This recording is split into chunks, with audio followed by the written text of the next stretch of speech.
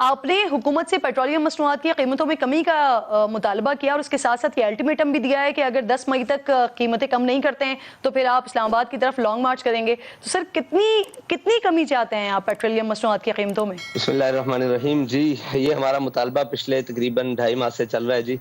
और हुकूमत इसको अल्लाह ताला से काम ले रही है, बल्कि 2 रुपए कम करके या 5 रुपए कम करके 15 रुपए बढ़ा देती है, या 7 रुपए कम करके 10 रुपए बढ़ा देती है।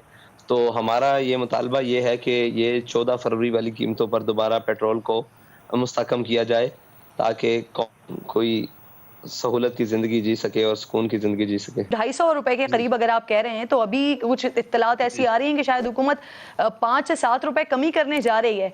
तो इसका मतलब ये कि अगर ये कमी हो जाती है तब भी आपके लॉन्ग मार्च को कोई फर्क नहीं पड़ेगा, आप लॉन्ग मार्च करेंगे 10 मई के बाद? जी, इंशाअल्लाह लॉन्ग मार्च करेंगे और हुकूमत से मुतालबा भी करेंगे कि जब तक नई हुकूमत नहीं आ जाती तो इस पेट्रोल की कीमत को मुस्तहकम किया जाए। ये रोज़-रोज़ का तमाशा बंद किया जाए कि हम सो कर उठते हैं और एक हमारे सर पर बवाल फोड़ दिया जाता है और हमें पता नहीं होता कि हमने आज सुबह हमें कोई चीज़ मुयस्सर होगी या नहीं होगी। 5 से 7 रुपए कमी से तो आप मानने वाले नहीं नजर आ रहे हैं, क्योंकि आप कह रहे हैं वो 14 फरवरी वाली कीमतों पर वापस आए। तो फिर अब आपका प्लान क्या होगा? लॉन्ग मार्च करेंगे या इस्लामाबाद आकर धरना देंगे, धरने की शक्ल इख्तियार करेंगे?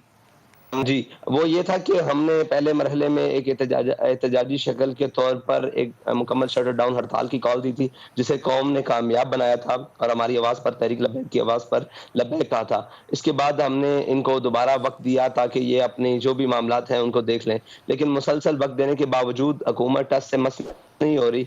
तो इसके लिए फिर इंशाअल्लाह वो जो भी एक एहतजाजी अमल है वो हमारी तहरीक ने बनाया। इंशाअल्लाह 11 तारीख को हम इस्लामाबाद की तरफ लॉन्ग मार्च करेंगे। सर धरना कहाँ देंगे, किस पॉइंट पर?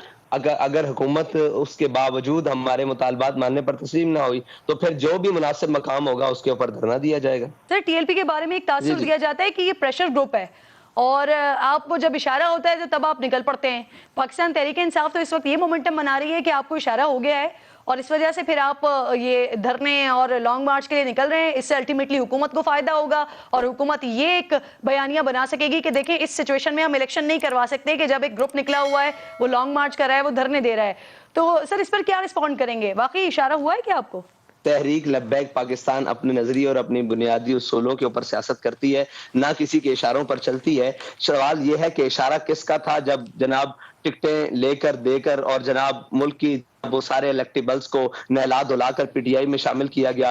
फिर किसका इशारा था कि कश्मीर बेच दिया गया? फिर किसका इशारा था कि असम्बलियां तोड़ दी गई? ये हमसे ना मुंह खुलवाएंगे तो बहुत सारी बात सरे बाजार हर चीज गर्दिश कर रही है। हम इशारे पर नहीं है, हम नजरिए पर हैं। वो नून लीग का दौर हो, वो पीटीआई का दौर हो, वो सारा कुछ हो। असल में तकलीफ ये है कि जब हम निकलते हैं, जब हम अपना एक मामलात और अपनी कैंपेन चलाते हैं तो उस वक्त कहते हैं कि टीएलपी वाले निकलते नहीं है, और जब हम निकलते हैं तो फिर ये कहते हैं ये क्यों निकलते हैं। मसला ये है कि इस वक्त पीएमएल हो, पीटीआई हो, पीपल्स पार्टी हो, नून लीग हो, कोई भी जमात हो, वो अपने मफाद की सियासत कर रही है।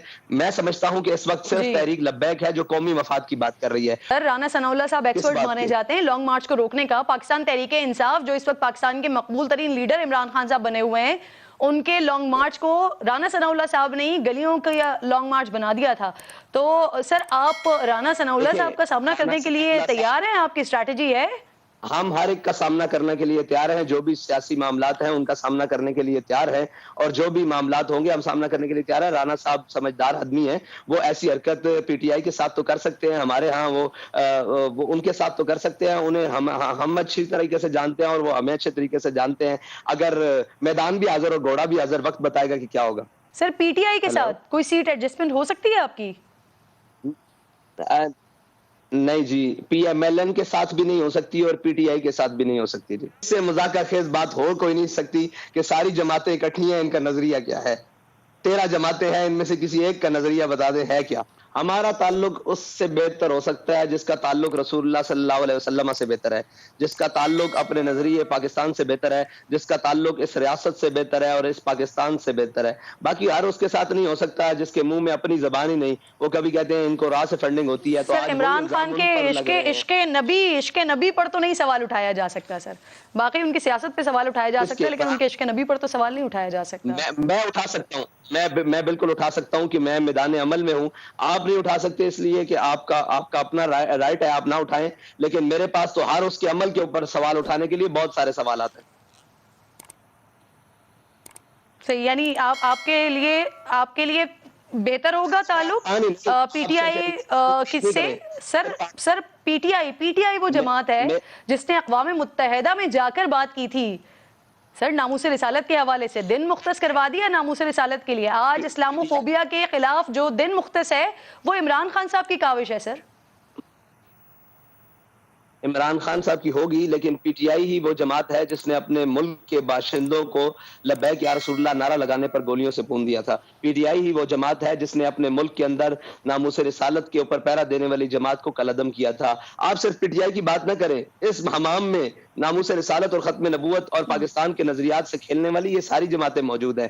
اگر یہ نہ ہوتی تو ہمیں اپنی ساتھ صاحب ایک کریڈٹ ہے جو پاکستان تحریک انصاف کا ہے, خالصتاً عمران خان کا کریڈٹ ہے جو انہوں نے اقوام متحدہ میں کیا. سر آپ کے کریڈٹ پر کیا ہے یہ بتائیے گا. میری بات سنیں, اگر عمران خان نے اقوام متحدہ پر تقریر کی ہے تو میں ان الفاظ کو کیا کروں کہ جو اپنے ملک کے اندر اسی نام پر گولیاں مار دے؟ میں اس تقریر کو کیا کروں؟ مجھے یہ بتائیں, ان الفاظ کو کیا کروں؟ جب سفیر نکالنے کی بات آئی تھی تو عمران خان تو بھاگ گیا تھا, اس کی کیبنٹ بھی بھاگ گئی, اس کی کابینہ بھی بھاگ گئی, اس کی پوری اسمبلی کے وہ لوگ بھی بھاگ گئے, ایک بل نہ پیش کر سکے. تو آپ یہ سمجھتی ہیں کہ اس نے وہ جو کھڑے ہو کر تقریر کی ہے اقوام متحدہ میں وہ ناموس رسالت کے لیے تھی؟ اچھا ناموس, یہ تو کہتا تھا میں آ کے ورلڈ کپ سے بھی بڑی خوشخبری لے کر آیا ہوں, جب امریکہ سے واپس آیا تو کشمیر بیچ کر آیا. یہ اسی طرح کی خوشخبری اور اسی طرح کی تقریر ہے جو اس نے اقوام متحدہ میں کی ہے. کیا بات کرتے ہیں یہ؟ اگر یہ مخلص ہوتے تو ہمیں اتنی قربانیاں دینے کی ضرورت پڑتی, ہمیں اسلام پر جماعت اور اسلام پر جناب جانے دینے کی ضرورت پڑتی, اسلام پر جیلیں بھگتنے کی ضرورت پڑتی, اسلام پر کالعدم اور تشدد, خون اور جناب بازو, آنکھیں. ہمارے تو کئی اصل میں وہ آپ بھی قید ہیں, اللہ تعالیٰ آپ کو بھی آزادی عطا فرمائے, کبھی وہ دکھا سکے. ایک ذل شاہ کے مرنے پر پورا میڈیا, مجھے افسوس ہے اس کے مرنے کا, ہر سیاسی کارکن اس کو ایک لاٹھی بھی لگے مجھے افسوس ہے, لیکن اس کے ایک شہید ہونے پر ذل شاہ کے پورا میڈیا چیختا رہا. آپ ہمارے 56 شہداء تو نظر نہیں آئے. یہ تو گلہ سب سے ہے. سر جو گنگے شیطان کیوں بنے؟ سر آپ نے شاید اس وقت میرا پروگرام نہ دیکھا ہو, آپ یوٹیوب پر جا کے دیکھ لیجئے گا تو پھر ساتھ صاحب آپ کو یہ لفظ نہیں بولنے پڑتے. سر اس وقت رمضان میں جو کچھ آپ لوگوں کے ساتھ ہوا تھا, اگر آپ میرا پروگرام دیکھ لیتے تو آپ مجھ سے یہ بات نہ کر رہے ہوتے. ساتھ صاحب دیکھ لیجئے گا. خیر سر, میں آپ سے جاننا یہ چاہ رہی ہوں, مجھے یہ کہیے گا پلیز, اگر آپ کی جماعت سے کوئی وزیر اعظم بن جاتا ہے, کل آپ وزیر اعظم بن جاتے ہیں, تو جو مسئلہ کشمیر ہے,